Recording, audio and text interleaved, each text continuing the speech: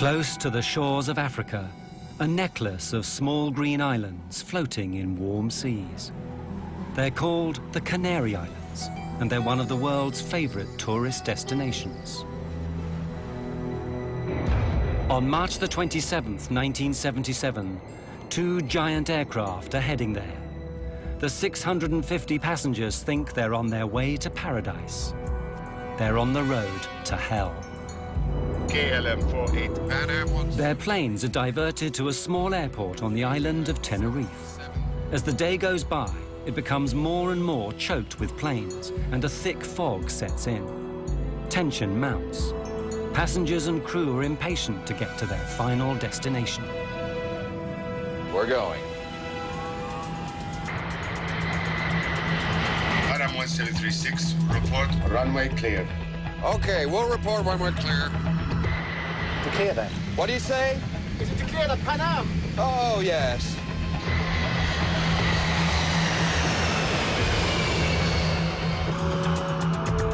There he is.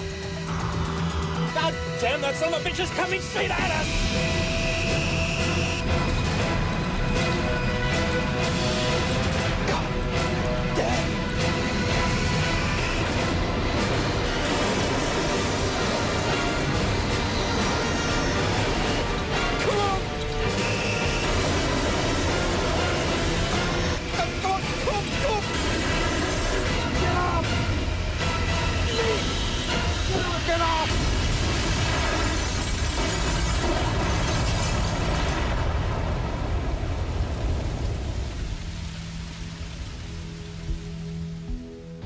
Words cannot adequately describe the horror. 583 people died, the worst air disaster in history. It was all over in seconds. For the handful that lived, they would be the longest and most terrible seconds in their lives. At first, I thought they had gotten to us with a bomb. The only thing I could liken it to is if each molecule of air exploded. I looked in the cabin and everything was on fire. I thought, oh my God, we're trapped. We had 28 people in the upstairs lounge. The lounge was no longer on the airplane. Joan was standing there yelling, "Suzanne, take my hand."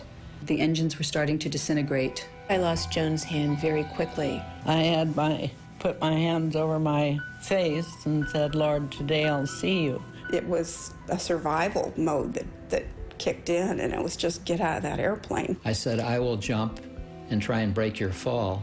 The airplane was collapsing in on people. I immediately thought it was total destruction. Well, I felt so responsible because I couldn't take care of my passengers, and so helpless in looking back and knowing that there's nothing you can do. You can't get back in the aircraft. There's no way to get in it, and it's all on fire. Firemen are there for 12 hours trying to put out the flames, but it's a hopeless task. As the news spreads around the world, everyone wants to know, how could two state-of-the-art aircraft possibly be on the same runway at the same time? All those people dead. What had gone wrong? Who was to blame? Only later would they discover the chain of coincidences, mistakes, and misunderstandings that had led to the biggest disaster in the history of aviation.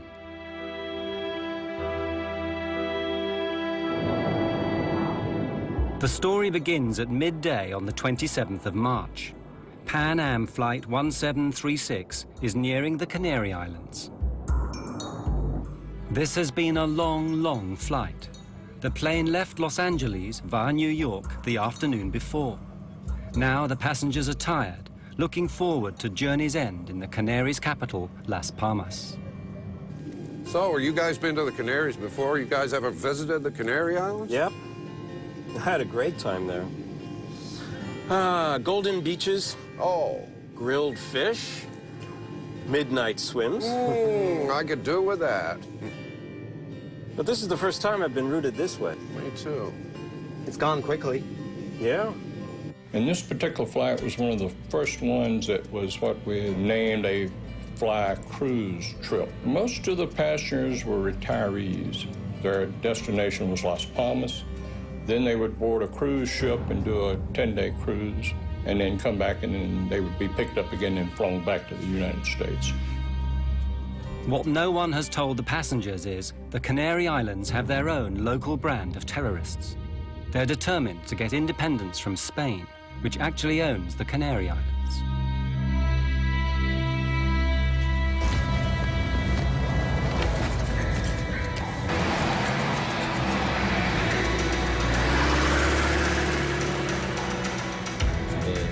What everyone has to understand is that the Canary Islands are at war. As long as the islands are a colony, they will be at war with Spain. If the Spanish government doesn't agree to our three conditions, we'll launch full armed combat and we'll fight to the very end. Continuerons la lutte jusqu'à la fin.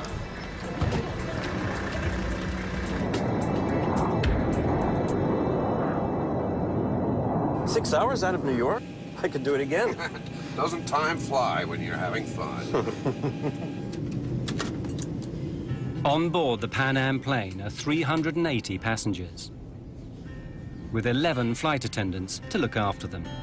I was on the flight with my best friend, Suzanne Donovan, and we used to bid flights together, and we could do that. And we would, because we enjoyed each other's company so much. Hey, Susie, save some of that energy for Paris. Oh, oui. We were just going to go to Las Palmas and drop off the passengers and ferry the aircraft, which means flying it without any passengers, up to Paris and then stay in Paris. Few disasters are ever caused by a single event. It takes a chain of tiny coincidences. And so it was that day.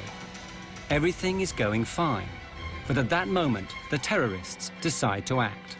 And as luck would have it, they choose Gando, the airport for Las Palmas, where the Pan Am plane is due to arrive shortly.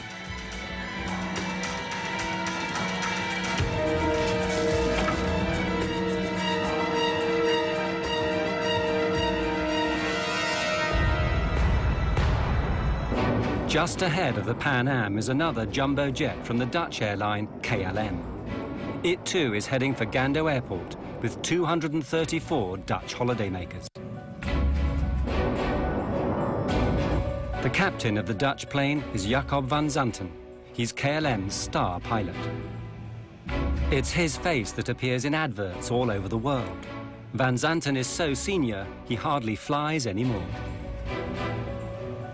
When he's not in the photo studio, he's in a simulator training young pilots, like the man in the next seat, Klaas Meurs. He'd personally given Meurs his license, something which Meurs is not likely to forget. You're just now looking at the arrival information for Gando? Yeah, I'll program in the alternates as well. We can do the briefing anytime. For future reference, I don't like to leave it this late in the flight, okay? I was just rechecking the procedures. No TAMs to worry about here. Good. Thank you. The Dutch passengers are looking forward to journey's end too, but not all of them are going on holiday. 3 are young tour guides who actually live in the Canaries. They've been back to Holland for a seminar and are now returning to their work. It's true. Back in Holland. Yeah. But I'm glad to be getting back to sunny Tenerife. I mean, how many people can say they have banana trees in their back garden? Yeah, well, a week was just good enough for me. I don't know why they sent us back to Holland for this seminars. I mean, really, it's not as if we learn anything. We're not going to suddenly sell more package deals. Hey, we got a free trip home to see our families. I'm not complaining. Well, why don't we celebrate our return to the sweet life and paint Las Palmas town right tonight? Yeah. You both up for it? 3 of us went to Holland for a week. It was a kind of holiday and work. I lived in Puerto de la Cruz. That's a small village in northwest of Tenerife. Yvonne was traveling with me. Walter was traveling with us. And it was nice to see your colleagues every year. It was a very nice atmosphere on board and a very relaxed atmosphere. There are many families on the plane taking an Easter vacation break. Among them, 53 children.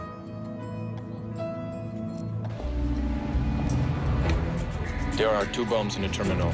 You have 10 minutes to save as many lives as you wish. We'll talk again. And so it begins, the first step on the road to disaster.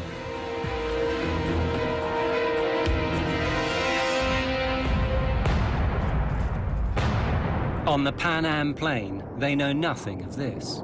All is relaxed as the flight nears its end. You have control. Gando's already dialed in there. Yeah.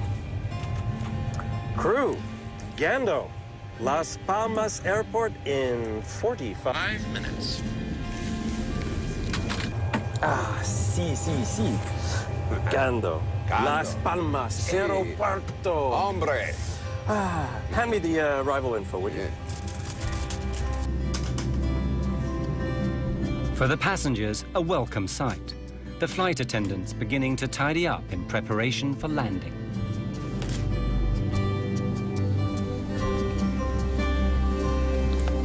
Here are your roses. They still look nice and fresh. Oh, lovely. Yes, a friend of mine gave them to me in the airport. I wish somebody would give me roses like that. Here, take one. I insist. I had worked very hard, and I was ready for a break. I had great anticipation for what we would see and hear and experience. For nearly everyone on board, this is the start of something special, the holiday they've always promised themselves. My husband and I were taking this trip to celebrate our 10th wedding anniversary. It was the first really big trip we've been able to take because we'd been in school forever and didn't have the resources to take a trip like this before. Atención, este es un mensaje de seguridad. Please leave all your belongings behind and exit immediately. All passengers must leave the terminal immediately. Attention all passengers. Leave all your belongings and exit immediately. All passengers must leave the... At Gando Airport, the terrorist bomb explodes, badly injuring a shop assistant. Luckily, she's the only victim so far. Approach. Security here. We've had an explosion in the terminal and we've been told to expect another. We've got to close the airport now. You need to divert all inbound traffic. Of course, right away. Gando, KLM 4805 is with you now. Flight level 350, inbound, request approach. KLM 4805 Gando, the airport is closed. Divert to Los Olivos Airport via Tenerife VOR. Descent flight level 250. Well, how do you like that? I'm in serious danger of missing my dinner. 250 for you now. 50. This diversion is bad news for the Dutch pilots. They're only allowed to fly a certain number of hours, and they still have to get back to Amsterdam.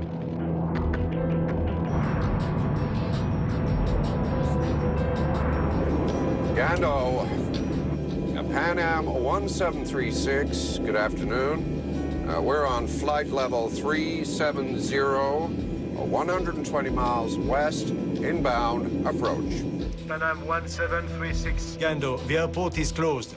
Divert to Los Olivos Airport via Tenerife VOR. Descent flight level 250. We filled her up at New York. Asked them if we can wait. What would you say, George? 2 hours up here? 2 hours easy.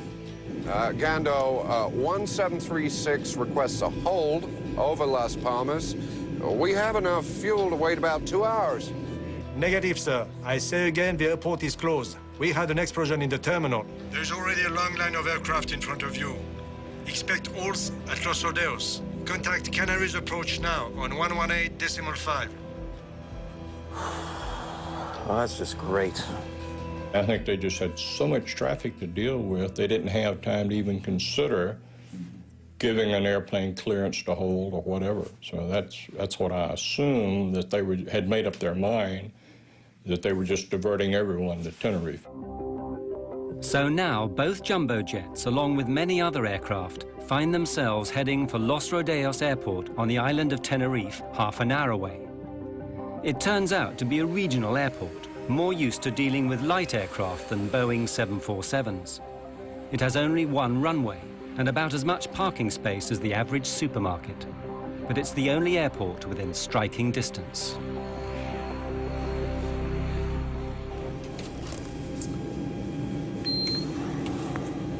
Ladies and gentlemen, this is Captain Grubb speaking.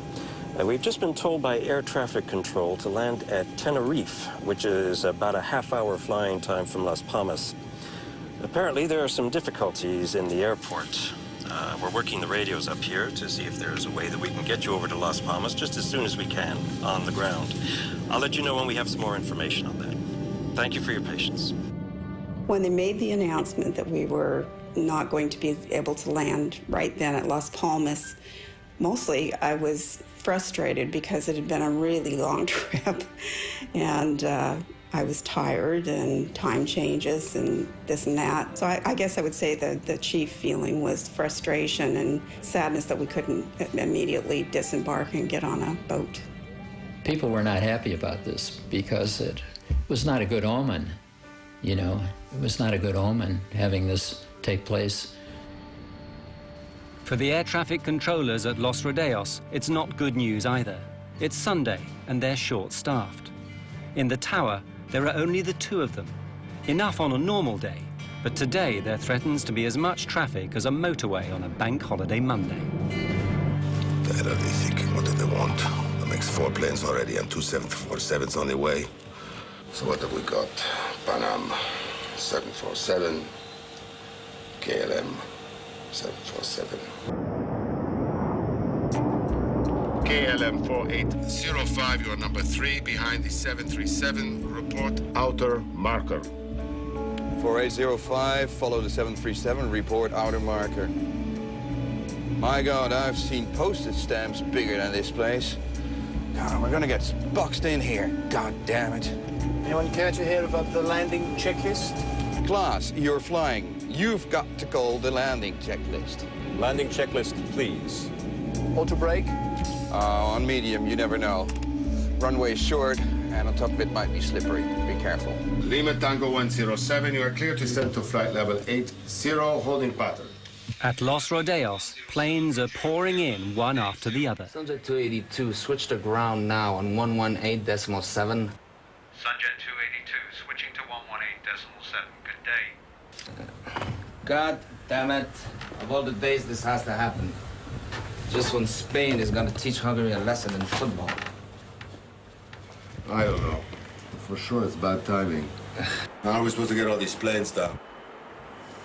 That Sunday, the two controllers find themselves thrust into a situation that's way over their heads. Los Rodeos had never seen so many big aircraft all at once.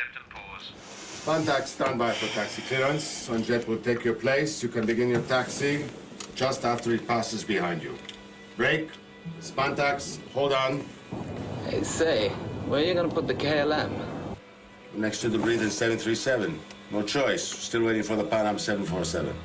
Yeah, but that's 2 large carriers. It won't be easy to handle. You got to leave some room for these other planes that want to roll. Pan Am 1736, leave level 230 now for level 120, call back crossing 180. The Pan Am plane begins its approach.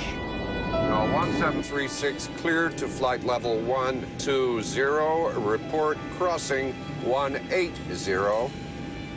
The passengers are fed up. After 13 hours in the air, they're wondering when it's all going to end. Say, why the diversion? Is anything wrong at the airport? No, just a slight technical difficulty. It'll be cleared up in no time. Nothing serious? No, nothing to worry about. At the back of everyone's minds is, how long is this diversion going to last? Is it going to jeopardize their cruise? Will they miss the boat?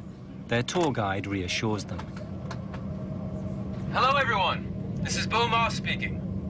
Ladies and gentlemen, our cruise ship, the Golden Odyssey, has got its engines running and will, I've been told, come out to pick us up if this delay should continue. So it will be just a few minutes longer. Please bear with us.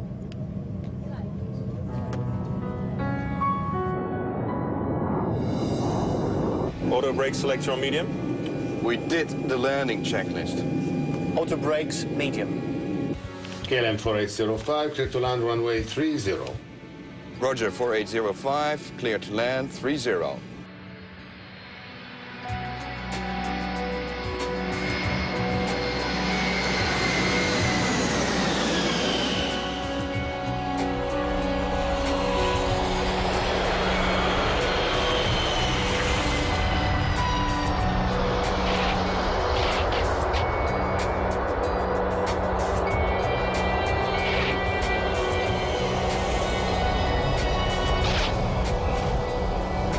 Nice.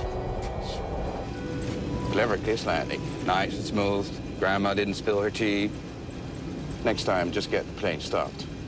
Don't eat up all the runway. You never know. Okay? Right. I think he wants us to park parallel to the 737. All right. You've got room on my side. You can turn. Stop. Brake here. Stop. All right. That'll do. That'll do. Good, good, good. Los Radios ground. KLM 4805. 4805 ground. Yes. Any idea how long we're going to be here? Negative 4805. We're waiting for the word from Gando. Well, then, we need to get our passengers in the terminal so they can be more comfortable. How many passengers do you have on board? 273 passengers. I'd rather not have them in here moaning and complaining. Roger, we're sending a passenger bus. Thank you. But this might only take a few minutes. Or it could be hours. You want to tell them to stay in there? The controllers are now stuck in the middle of a traffic jam, the likes of which have never been seen before at this airport. The tarmac is getting bumper to bumper. Miguel, take a look at this. Make it fast, man. We already got 2 aircraft blocking Charlie 1 and Charlie 2. The only option is to start lining them up down here. Not everyone's gonna make that turn onto Charlie 3. I already thought about that. We can squeeze the Panam 747 through here. How do you get them out if we ever do get them out? We'll have to backtrack them. Taxi down here, turn around, take off. He's gone, do the next one. We'll be here all night, you know that, right? Or you can go out there and pave us another runway. Maybe I do. Rodeos approach, Pan Am 1736. There is some method in their madness. Sooner or later, they'll have to get all these aircraft out again. Since all the taxiways are blocked with aircraft, what they propose to do is to use the main runway as a taxiway instead. The planes will take it in turns to taxi down to the far end, turn round, and take off. Ladies and gentlemen, we apologize for this delay. While the flight crew... The Dutch plane waits on the ramp. Its passengers should be spending this afternoon on the beach. Instead, they learn they're going to spend it hanging around the departure lounge of a small airport. No. We're going to visit another airport first, Los Rodeos. Then we'll be going to Las Palmas. Okay? Los Rodeos. Yes. Go on. Let's get your shoes on. It is weird. Robina, Walter and Yvonne actually live and work on this island. So when they eventually get to Las Palmas, they'll have to get another plane to bring them straight back again. Well, maybe we could get off here. Yeah, and what about our bags? You're so materialistic. Just because you want to see Paul doesn't mean the rest of us have to. Robina wants to see her boyfriend Paul in Tenerife tonight, not spend it in Las Palmas. I miss him so much after this week in Holland. I could skip Las Palmas, to be honest with you. We're moving. Let's go. Bye. See you. Bye-bye. You all right? Yeah. You don't look it. It's not right. There's all these planes. I get a bad feeling about this. Because of a terrorist bomb explosion, dozens of planes have been diverted to a small airport on the island of Tenerife in the Canaries. One of the first to arrive is a KLM jumbo jet. Its passengers are taken to the terminal. But what with those arriving, those departing, and those, like the Dutch, who are in transit, the little terminal is becoming overwhelmed.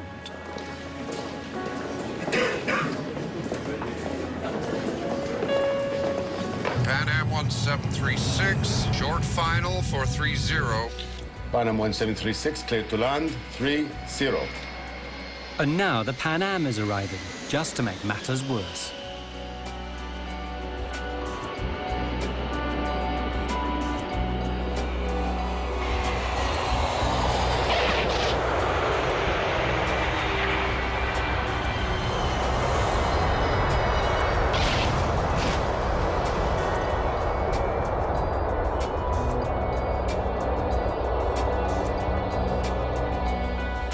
1736 at the end of the runway. You have a follow me for taxi instructions. Have you got him inside?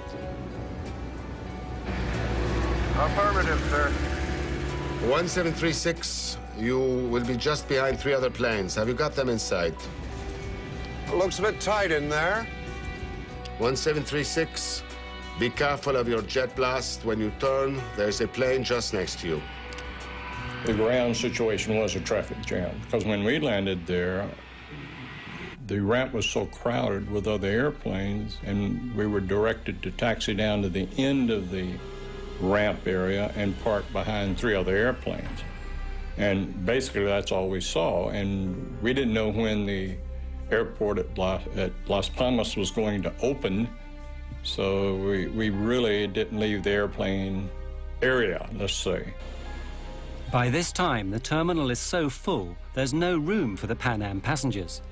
They'll have to stay on board their aircraft. After 14 hours stuck inside it, they're not happy. Ladies and gentlemen, I've authorized a door to be opened and the stair ramp set in place so that anyone who wants can walk down and stretch their legs.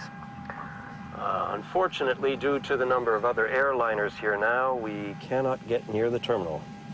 I know we've all had a long day already, so I hope that we can get you out of here in about an hour or so. Thank you very much. They actually allowed us to get off the plane and just to walk downstairs and stand on the tarmac, stretch our legs. I think everybody was getting weary of traveling and ready to start their vacation.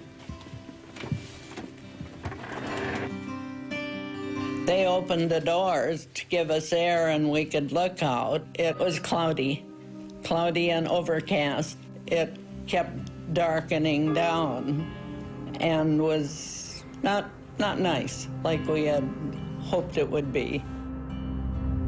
Everyone had been expecting tropical sunshine. Instead, it's damp and misty with clouds as far as the eye can see.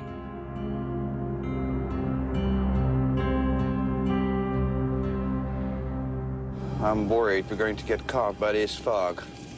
All we need now is for them to close down that runway.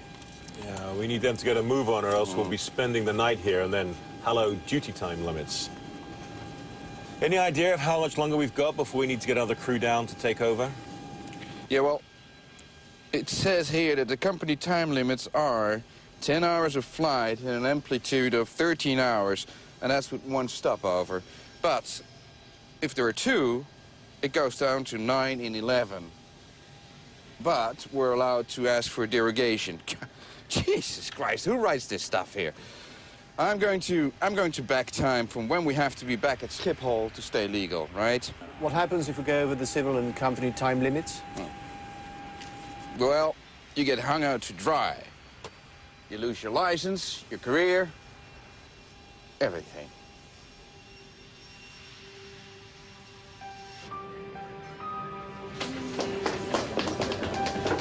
That's it, it's all settled. We can stay here in Tenerife. It's so stupid to go to Las Palmas now. We just have to come back tomorrow. And Paul's waiting. Let's get a taxi. Hey, slow down. Can't Paul wait another 24 hours? And they were making plans, you know, we're going to have dinner here, and then we're going to have a drink there, and we just wanted to go back to him. In the end, it's love that saves Rubina. I met Rubina in December 1976. I fell in love, and we've never been separated. No, again, afterwards. Why don't I pick up the bags and see you guys and stay together? Stay. You know, Walter and I actually know how to have a good time without you. Yeah. You'd just be a drag anyway, thinking about Paul the whole time. Really? Great. Excuse me. Is everything all right? Yes, we're all right. I am a bit peckish, though. Maybe we could get something to eat. I'm sorry. There is nothing left on board. Maybe just a cup of coffee and a biscuit? Not even that. I'm sorry. I really am.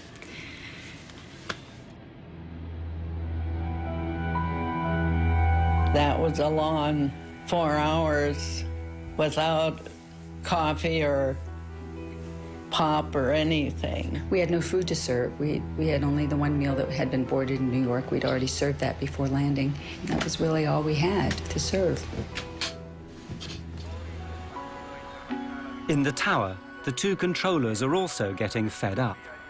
All the aircraft are in now, so there's nothing to do except listen to the football on the radio and worry. Clouds are gathering over the airport. Looks like we might have a campana. Yeah, these clouds are ready to jump down. A little more coastal wind, a drop in temperature, and we'll be covered in clouds. Better get a move on or they won't be taking off. Rodeos, Gando. Rodeos, go ahead. Gando to Tenerife ATC, we've just reopened. Temperature is 20 degrees. Winds light and variable. Arrivals raining 2-4. Gando will start sending them your way. We're at 14 degrees, fog and light rain. They'll be glad to get out of here. Let's get started. It should be tricky getting all these planes in line. Oh, we'll be all right. We'll just have to take it slow. No doubt about that. I just hope we won't still be here tomorrow. At last, everyone can leave. Well, here we go. To all aircraft, Gando is reopened. You can ask for startup and clearances at your discretion. Ladies and gentlemen, may I have your attention, please? Gando Airport has reopened. Your flights will be reboarding shortly. Please make your way back to the gate as quickly as possible when your flight is called. Thank you for your attention. Para el embarque, boarding was very complicated because when the passengers were called for their flights, they were scattered throughout the airport, in the cafeteria or buying souvenirs. We had to go around the map, and in fact, some passengers never did board the aircraft. Okay, right, so we need to leave within the hour, then make it a short stopover at Las Palmas, and we'll stay legal. All right? Willem, since we're trapped in here until the passengers get back, we might as well take on some fuel. Yeah, no, let's do that at Gando. It's less expensive there, right? Yeah, exactly. I mean, we've got enough to... There might be many planes wanting fuel at Las Palmas. Huh? Or who knows? We'll be in a hold if Gando's flood closed down again. While I'm sitting here in this seat, I make the decisions. You might have a point there.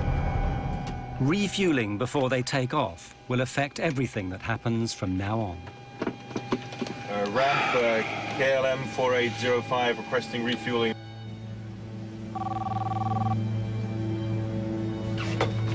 Yes? We're going to refuel during passenger boarding. Apply the necessary security measures. Information lights on, toboggans armed for doors without step ladders. And do you know when we will be in the air again?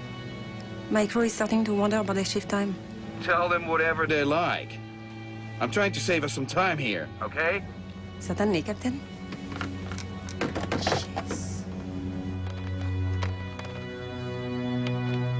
In order to keep the weight down at takeoff, the normal practice is to take on just the amount of fuel you need, plus a margin for safety.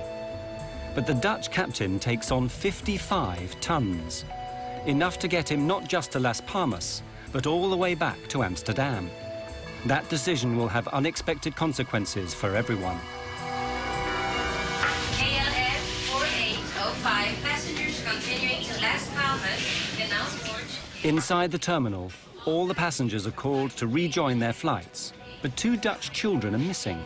They've slipped outside to explore. You go this way, I'll go check the bathroom. Let's meet at the gate in 5 minutes. All right. Meanwhile, Rabina is trying to get off the KLM flight. Although I do understand your wish to stay. Yes, so this is where I'm coming tomorrow, so there's no point in me going all the way back to Las Palmas. Yes, I guess this is just against company rules, and as much as I would like to help you, I'm afraid you must take this pain. I guess you can't change the rules just for me. But there's no harm in trying, right? Have a nice day. Thanks. KLM might not be willing to bend their rules, but Rabina decides to bend them anyway. Problem? Kind of. What? But I'm staying anyway. They'll just have to arrest me. I'll pick up the bags for you. Thanks. I'll walk to the door with you guys so that my friend here thinks I'm taking the plane. Let's go. Come on.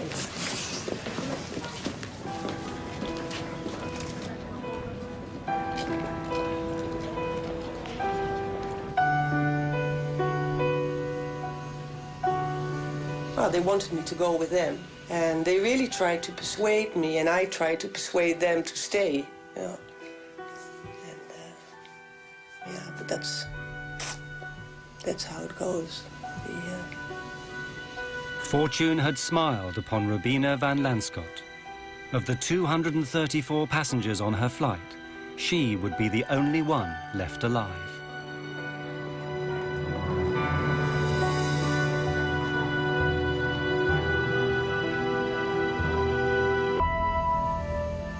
The temperature is 14 and falling. The dew point is 12, not a good sign. The visibility is going to drop like a rock. Weather. Hi guys, it's Fernando. What's the current visibility? Got it. Keep us posted if it changes, okay? In the meantime, we're going to let them go. The controllers need to move quickly before the weather closes them down. But some planes can't move. Rodeos ground.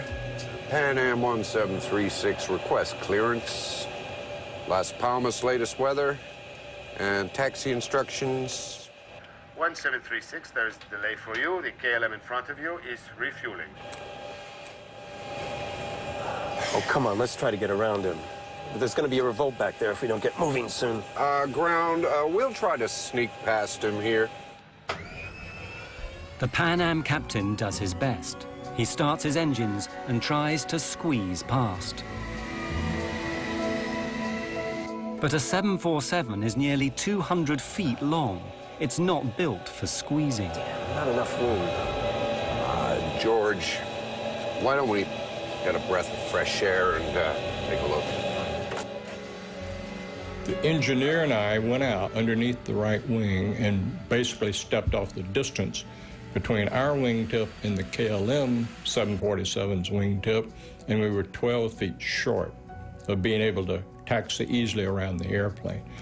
For the sake of 12 feet, hundreds of lives are going to be lost.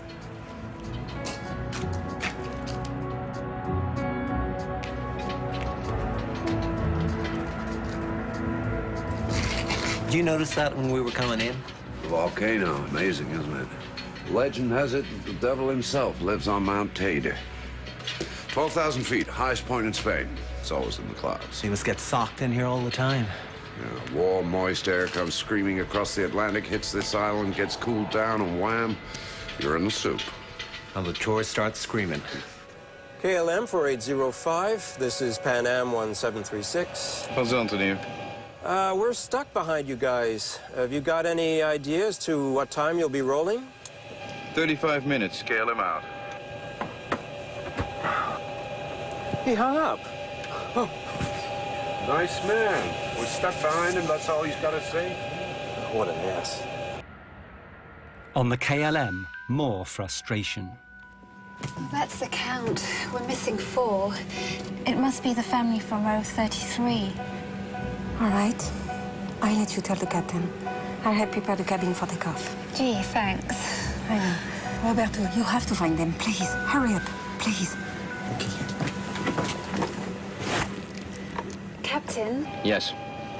What is it now? We're missing 4 passengers.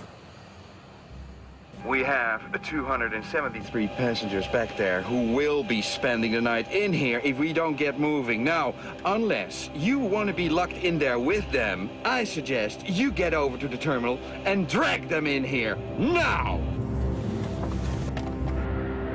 On the Pan Am plane, the passengers have had enough.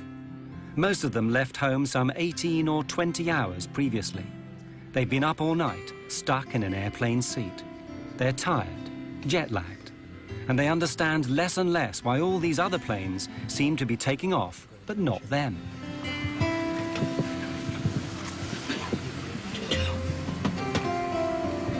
My friends, I know it's been a trying afternoon for all of us. But when we are finally on board the Golden Odyssey, you will be pampered day and night. Your own private telephone will give you access to room service at all hours. A twist of the button will give you just the right temperature. queen-size beds will make you forget these airplane seats.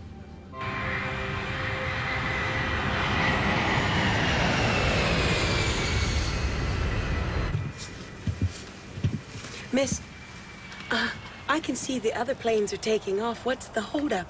I mean, we were here longer than those other planes. We'll be leaving in just a moment.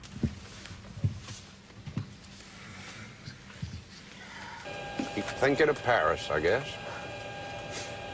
You can keep thinking about it. Yep. Moulin Rouge, maybe? The old Moulin Rouge. Dancing girls? Dancing girls. Da, da, da, da, ya, pa, pa, pa, pa, pa, pa. Da, da, ya, ya, ya, pa, pa, pa, pa, pa, pum. Da, da, da, da, Ya, pa, pa, pa, pa, pa, pa. Dum, dum, dum, pa, whoop, pa, pa, pa, pa, pa, pa, pa, pa, pa, pa, pa, pa, pa, pa, pa, pa, pa, pa. You ever get there? We get there. Around about this time, the ground controller, Roberto, manages to find the two missing Dutch children. Where have you been? Come on. Hurry up. They're only waiting for you to take off.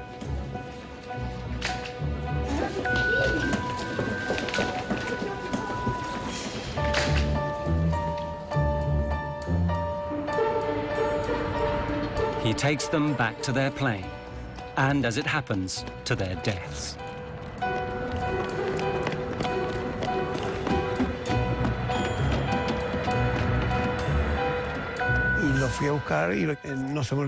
I'll never forget that. If I hadn't found them, they'd be alive today. But was it destiny?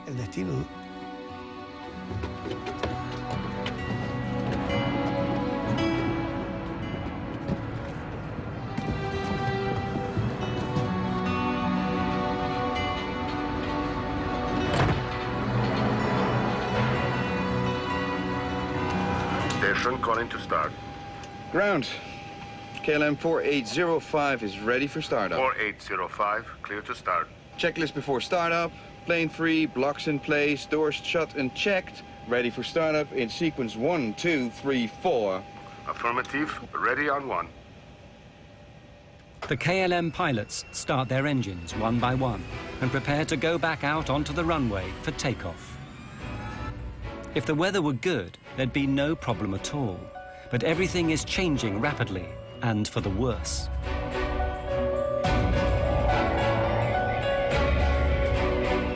Relaxing, company is here. Visibility is right down. We've fallen from 10 to 3 kilometers in the past half hour. But there's good wind. There will be some hole. Yeah, but let's face it, the weather is not going to get any better.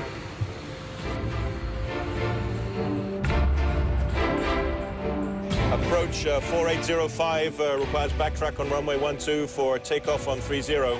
Taxi straight ahead to end of runway and make a backtrack. Roger, make a backtrack. 4805 is now on the runway.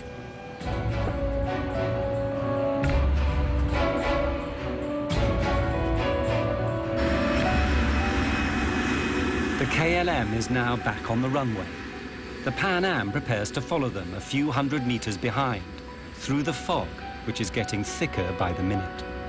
Pan Am 1736, ready to start. Pan Am 1736, you are clear to start. Thank you. Please make sure your seat belts are fastened, your tray tables are closed, and your hand baggage is stowed beneath the seat in front of you. The weather's taking a real dive here. Yeah, looks like we're getting sucked in. Hey, ask him to turn down the fog machine, will you? Pan Am 1736, clear to taxi on runway, following the KLM. Pan Am 1736, following KLM. Basically, our instructions were to follow KLM, to backtrack down the runway. Now, backtrack means that you're taxiing down the runway in the opposite direction of the takeoff, following KLM. 335 tons of Boeing 747 turn out onto the runway. At first, traveling at about 15 kilometers an hour, but not for long. A fog bank started on the right hill. This particular airport is situated between two fairly big hills. And we saw the fog bank come off of the right hill and proceed down and stop right on the runway. So our visibility went from unlimited to 500 meters. We lost sight of the KLM airplane. I'll have 2 planes tailing on the runway. Keep some healthy separation. Visibility is dropping every second. Now they can't see much out there. They certainly can't. The KLM plane is groping its way through fog.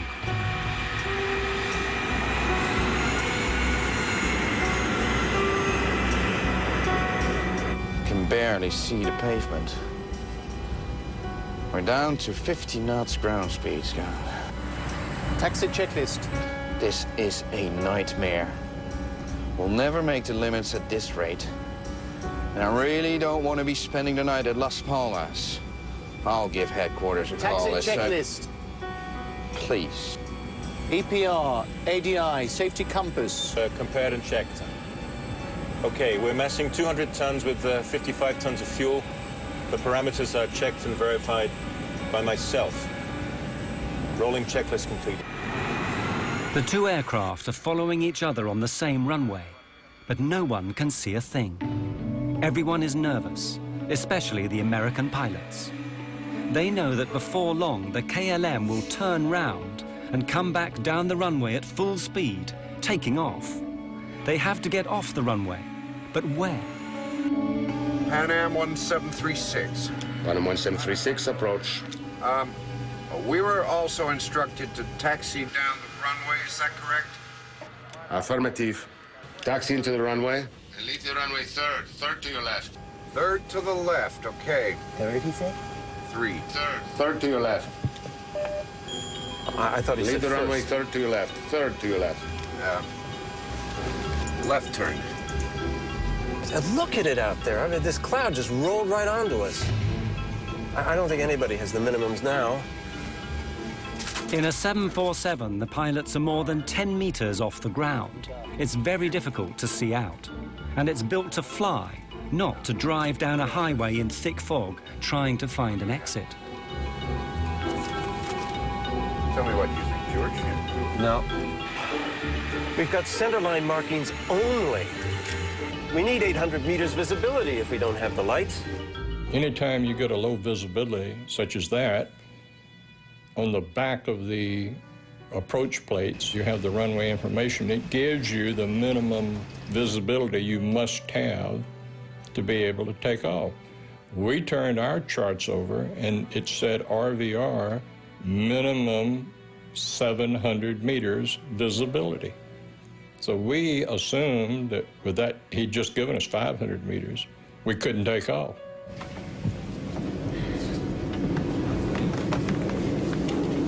My feet are killing me. Something tells me this isn't going to be over anytime soon.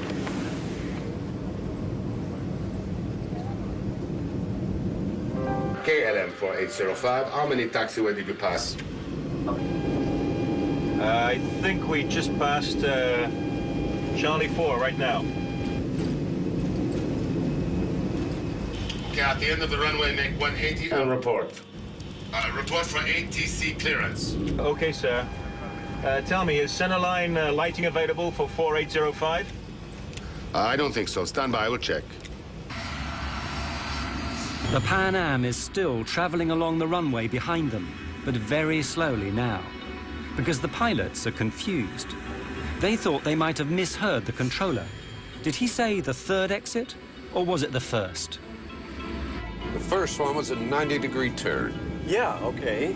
This one down here is a 45.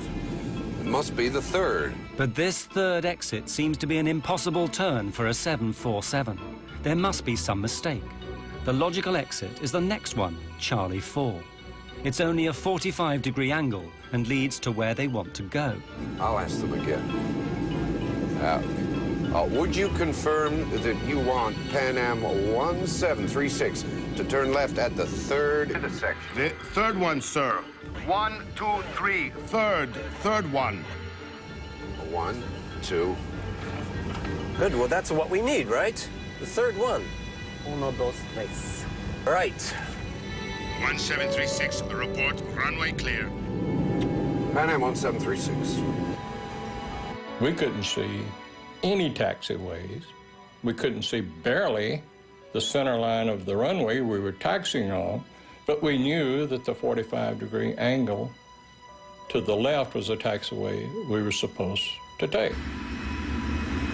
1 kilometer ahead and out of sight in the fog, the KLM is nearing the end of the runway. 4805 and Pan Am 1736, for your information, the center line lighting is out of service. 4805, we copied that. Why am I not surprised? Wouldn't make any much difference anyway. You need a bunch of searchlights to punch a hole through this mess.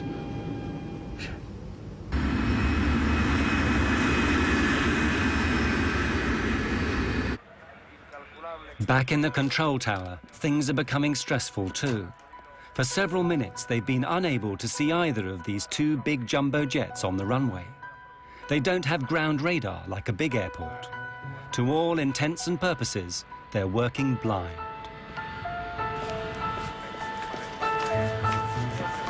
I lost them. I can't see no visual contact. I hate working like this, blind when the planes are on the ground. Even they don't know where they are. They're doing well, David. There's good separation distance. Pan Am 1736 approach. Position, please. 1736, just checking that... That's the 45 there. Yeah? Yeah, that's this one here. Yeah, I know. Okay, the next one is almost a 45. Yeah, but it goes... Yeah, but it goes ahead. I think it'll take us to the taxiway. Yeah, just a little bit, yeah. Okay, for sure. Maybe he counts these as 3. Oh, I like this. On the KLM, Captain Van Zanten knows that he is now very close to the minimum visibility for takeoff. There's a good chance he's going to be trapped on the ground, forced to spend the night at Los Rodeos. Not an enticing prospect. Christ, bloody weather. Class, give me takeoff speeds. Yeah, okay. The V1 will be 120 knots and the VR is 135 knots. I'm preparing the frequencies, 139 and 138.7. Lights on? Affirmative. Strobes as well. Of course, the people in the back have no idea about any of this.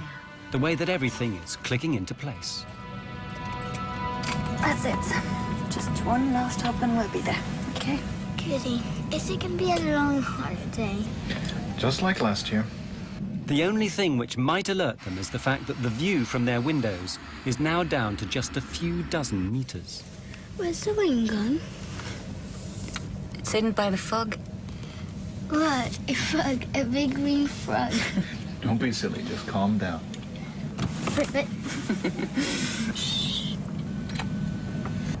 Chewing gum to pop your ears. Yeah, sure. Thanks. I wonder if Rubina will have a good time tonight. Oh, are you worrying about her? Oh, she always manages to have a good time. That's true. At the end of the runway, the plane begins its 180-degree turn. How many have taken off now? Feels like we've been taxiing for hours. I can't see anything. Do you think they can see any better out the front? Maybe, yeah. No? There's a lot of fog out there. It's just after 5 p.m. The two aircraft are now face to face, a kilometer apart, unable to see each other in the fog. Okay, we're on the numbers now. Can't be far from the threshold. You can just about see the white center line. I've left the body gear on to help you turn around. I've got 8 greens on the undercarriage. Wipers on. Lights are on. I said wipers on. All right, there you go. Okay, we have 700 meters visibility here now. Wait a minute. We don't have ATC clearance. I know that. Go ahead, ask. KLM 4805 is now ready for takeoff. We're waiting for ATC clearance. KLM 4805, you're clear to the Papa Beacon. Climb to and maintain... ATC clearance is the route the aircraft intends to take once it's left Los Rodeos. but it's not permission to take off. That has to be obtained separately. Las Palmas VOR. Roger, sir. We're cleared to the Papa Beacon, flight level 90. Right turn out 040 until intercepting the 325. We're going. No! Stand by for takeoff, I will call you. And we're still taxiing down the runway. Pan Am 1736. Pan Am 1736, report runway clear. Okay, we'll report when we're clear. Thank you, 1736. He asked us, were we off the runway? And I responded back, negative. We are still on the runway, but we will report clear of the runway. That was the last thing I said over the radio. Let's get the hell out of here. Yeah, he's anxious, isn't he? Yeah, and now he's in a rush.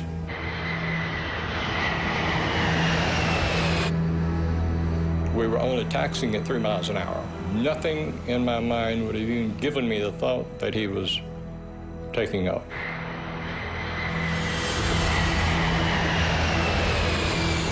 Isn't it clear then? What do you say? Isn't it clear that Pan Am? Oh, yes. The die is cast. With every second, the KLM is going faster and faster. At the same moment, the Pan Am reaches the number 4 exit and begins to turn off the runway. God damn, that son of a bitch is coming straight at us!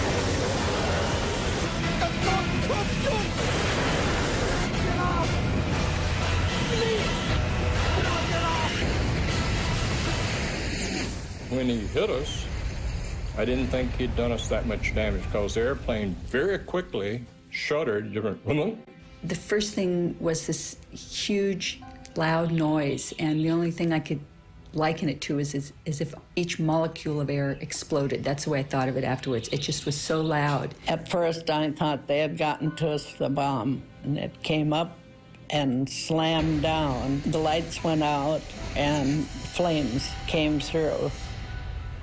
I had put my hands over my face and said, Lord, today I'll see you. The minute I opened my eyes, I looked in the cabin and everything was on fire.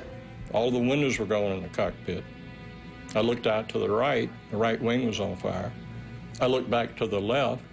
We had 28 people in the upstairs lounge. The lounge was no longer on the airplane. It was just a big hole there. And I could see all the way to the tail of the airplane, just like someone had taken a big knife and cut the top off. People were just sitting in their seats. They weren't moving. I don't know why. Yeah, in normal circumstances, you're supposed to wait for a command, but it was clear you didn't need to wait for a command in this situation. There was fire, and I shouted to Suzanne, fire on the wing. She ran back to my exit and saw Suzanne standing there, getting ready to open the door, and just saw the door crumple like cheap tinfoil. And I thought, oh my God, we're trapped. I was staring at the door, and I yelled, unfasten your seatbelts, remove your shoes, leave everything, come this way. And as I stared at the door, a jagged hole seemed to open up in the roof over the door. And the next thing I knew, I was outside that. I don't know how I got out there. Joan was standing there yelling, Suzanne, take my hand. And I was standing above the level of the door on fuselage rubble pieces. And I leaned down and said to Suzanne, give me your hand. She grabbed me out with one hand. I mean, I don't know how she lifted me. And then we were standing up on top of almost on top of this airplane. And I thought, it's really a long ways down. If we jump, we're going to break our legs.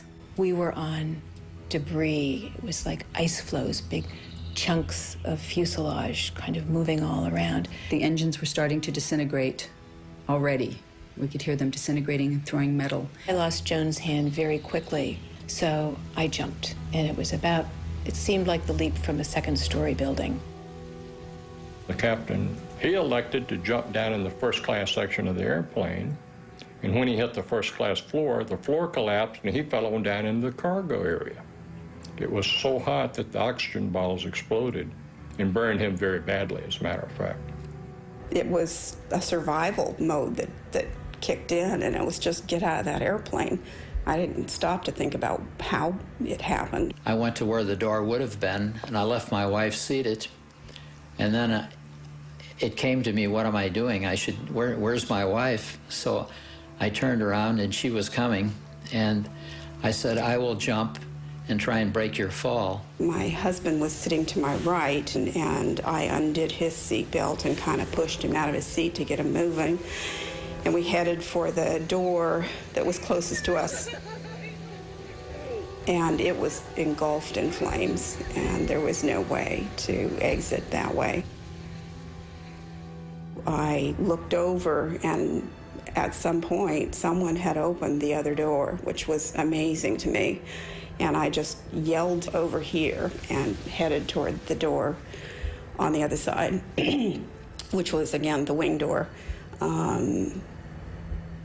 In the haste to get out of the burning plane, Karen became separated from her husband. He died in the flames.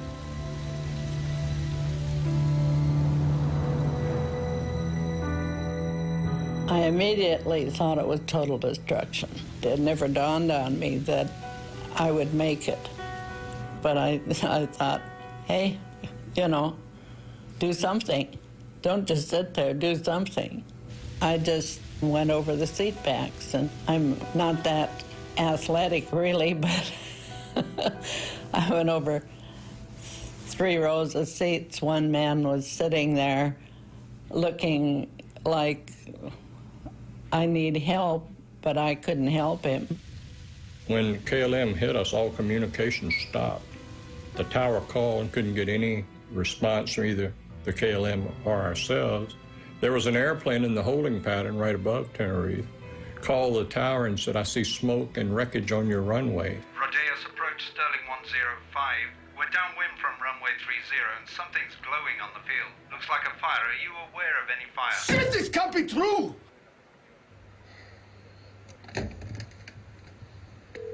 Come on, come on! Come on, come on! He hits the emergency warning. After KLM hit us, he went on down the runway and hit on the runway 1,500 feet down, closer to the tower. So when the fire truck and the ambulance came out, they got to him first. So no one came to us for quite a while. As a matter of fact, I remember thinking, I wonder why somebody hasn't gotten out here to help us.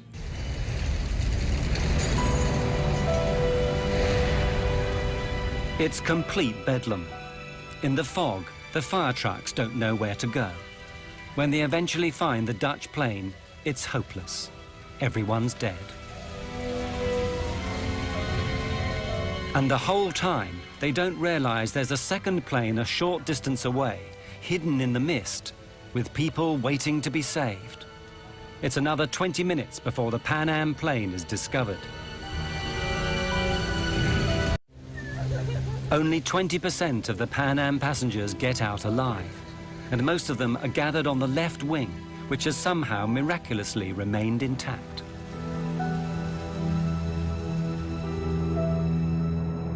The entire left wing of the airplane was covered with passengers. And it turned out there were probably 45 to 50 passengers out on that wing. I've never asked anybody how high the wing is from the ground on a 747, but it looks to be a very long ways. And I cut open my head and fractured my foot. My wife jumped after me, and she said, I cannot walk. And I dragged her on her side for probably a block and a half away from the plane. The motors were going full tilt, and I didn't want to get over where the motors were, so I sat down by the body of the plane. I had no comprehension at that moment that I would be jumping off the wing and In the debris, you knew there were trapped passengers and people, and there was absolutely nothing you could do to help because the airplane was collapsing in on people. Only one door was opened by a crew member, and that was one of the black flight attendants who did that. And she lost her life when the engine disintegrated and debris hit her. And I thought if we could just walk around to the other side of the plane, we would find all of the passengers and our other fellow crew members. Which, of course, wasn't the case. Even 20 minutes after the disaster, the controllers in the tower still have no idea how serious things are. Departing aircraft. All departures are suspended until advised. Hello.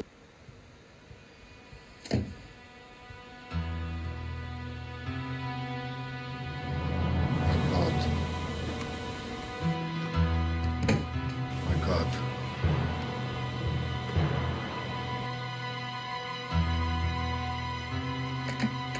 I'll get local fire out of here. Notify the ambulance. We have an emergency. We need every vehicle they've got. We're done. This can't be our fault. I mean, I told him to clear the taxiway.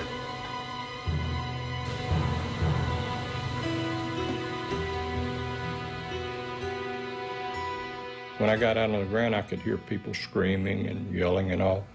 Within about 5 minutes, you heard absolutely nothing. There was no noise at all, just the airplane burning. I asked one of our medical directors later on what he calls that, and he said that when you have a fire that hot and that much of a fire, it consumes all of the oxygen in there, and people basically suffocate.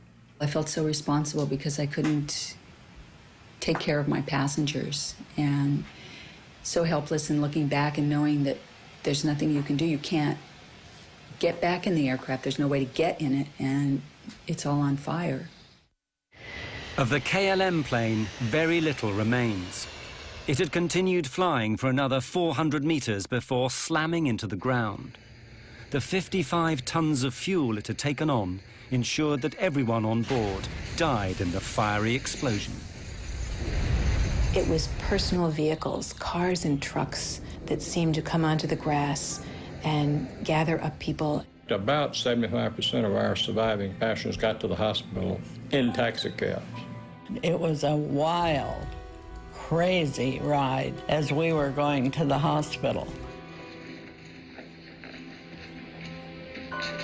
The skin was hanging on both hands because I had received burns, but it hadn't affected my eyes. I had blood all over me, and I walked up to somebody and said, "I'm a doctor, can I help?" And the guy that I said it to had the oddest look on his face, just this very wan smile, and he just shook his head, and then I immediately went into a coma. Word soon gets out, and in the hours that follow, the international press begin to arrive, and the first news is flashed around the world. Rescue workers are still going through the wreckage of the 2 jetliners this morning in the Canary Islands. They're looking for the bodies of victims in this worst accident in aviation history. 2 jumbo jetliners, 747s, collided on the ground at the airport at Santa Cruz de Tenerife yesterday morning. One was a Pan Am charter from Los Angeles that picked up more people in New York before flying to the Canaries. The other was a KLM charter from Amsterdam in the Netherlands. They set up a morgue in one of the hangars, and it was huge, and they had all of the nearly 600 bodies in that particular hangar, or temporary morgue. The death toll rises to 583 people, nearly twice as big as any previous accident.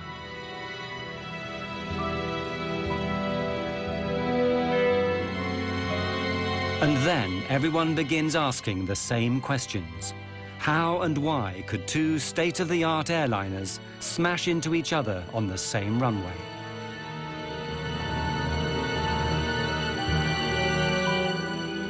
Very soon, a whole army of investigators begins arriving from the 3 countries involved, Spain, Holland, and the United States.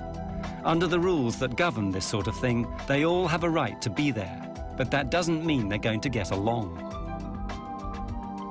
In Spain, the military still runs everything, including aviation. When the American team from the National Transportation Safety Board arrives, the Spanish general in charge won't even let them into the room. I sneaked in, and I went to the general and told him, General, my name is Luis Carmona. I represent the U.S. government, the NTSB, and I am here to participate in the investigation. He answered back to me, I represent the king, and you get out. So as I was walking out, he looked at me again and he said, hey, you don't look American. And I told him, well, yes, I am an American, but I was born in Cuba. And he said, well, so did I. I was also born in Cuba. So he turned around and he asked me questions and asked me to bring my team in, and we started doing the accident investigation then. The investigators discover the chain of coincidences that had led remorselessly to the deaths of 583 people. If any one of them had not occurred, neither would the accident. The first had nothing to do with airplanes, a terrorist bombing perpetrated by a small group fighting for their independence. Their intent was to create publicity for their cause. In that, they certainly succeeded. There are 2 bombs in the terminal. You have 10 minutes to save as many lives as you wish.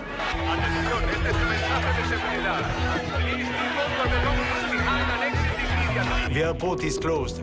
Divert to Los Rodeos Airport via Tenerife VOR. Descent flight level 250. Because of the bomb, all air traffic was rerouted to Los Rodeos Airport on the neighboring island of Tenerife. But it's a small regional airfield with only one runway. A 747 can land there. The runway is long enough, but that's all. The airport is ill-equipped and unable to handle that amount of planes or people. Lima Tango 107, you are clear to descend to flight level 80. Sunset 282, switch to ground now. Contact standby for taxi clearance. KLM 4805, clear to land runway 30. Pan Am 1736. Pan Am 1736, short final. As luck would have it, this tidal wave of traffic happens on a Sunday afternoon, when there are just 2 controllers on duty. They're good, but not used to handling as many airplanes as on that day. Big airplanes that need lots of room to park. They are confronted with an enormous jigsaw puzzle. We'll be here all night, you know that, right? Or you can go out there and take us to another runway. Meanwhile, in the KLM cockpit, the stress is mounting.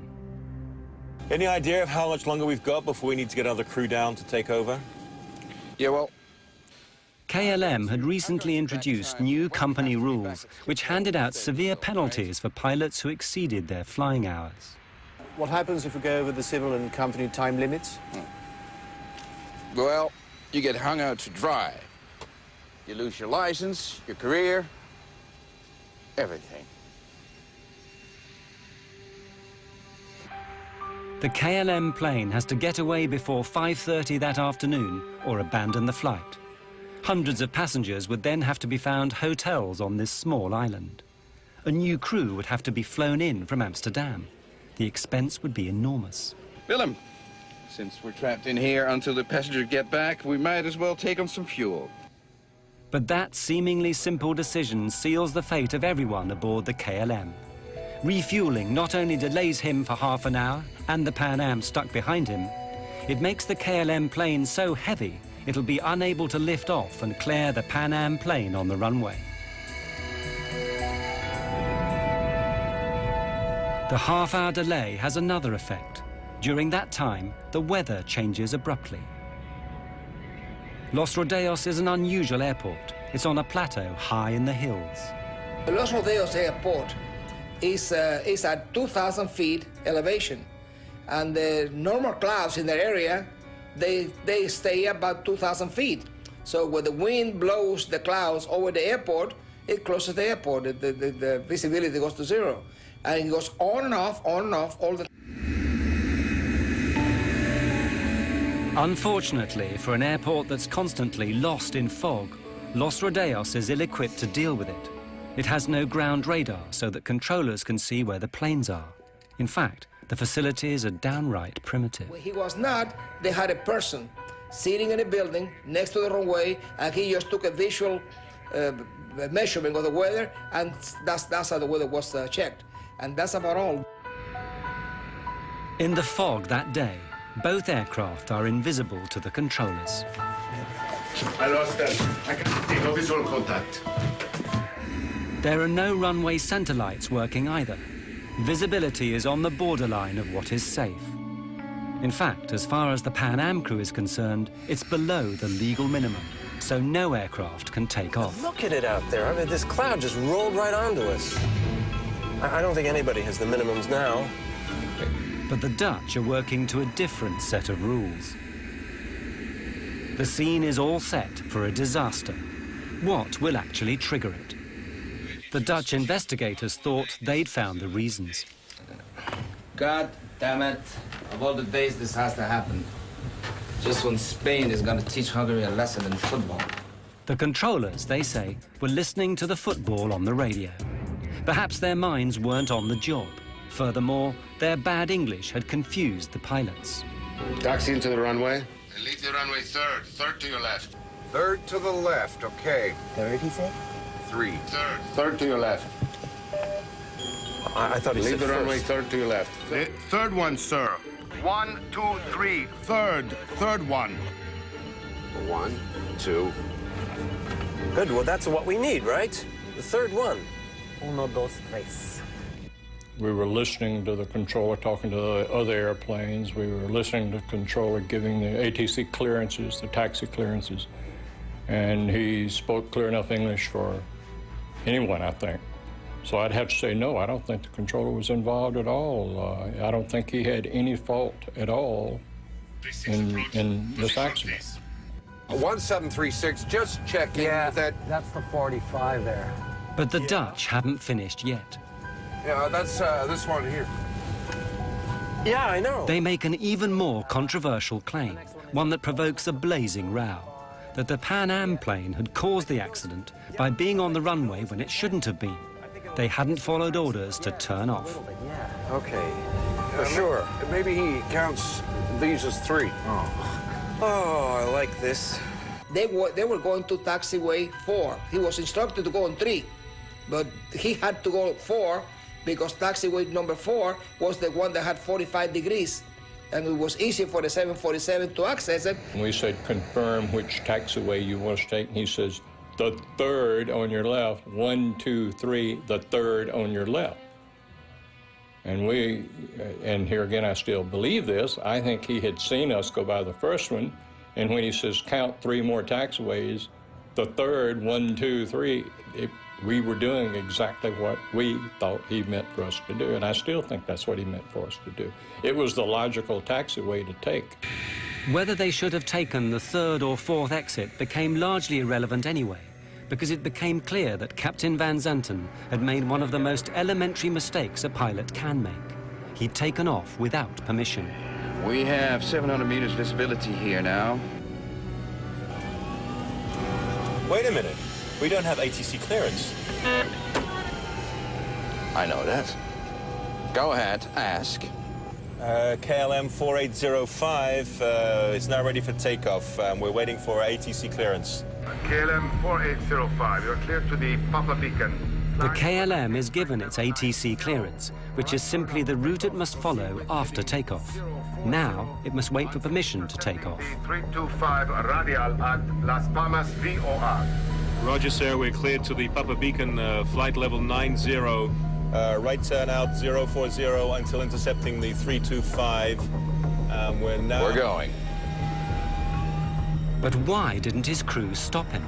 It's very difficult for a co-pilot or a flight engineer to tell the captain, hey, look, you missed something. Tenerife exposed a problem that had long existed in commercial air travel. The pilot was regarded, and often regarded himself, as God. The captain is always right. He's never wrong.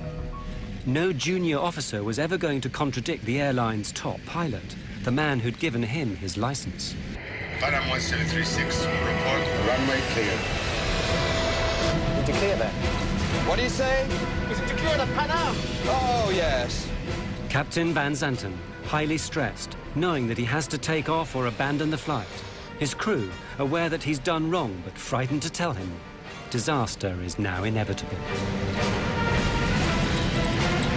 God damn.